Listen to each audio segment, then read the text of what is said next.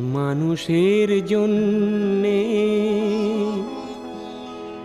জীবন, জীবনের জন্যে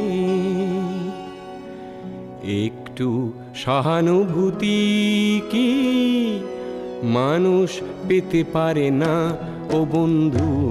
মানুষ মানুষের জন্যে জীবন, জীবনের জন্যে একটু সহানুভূতি কি মানুষ পেতে পারে না ও বন্ধু? মানুষ মানুষের জন্যে।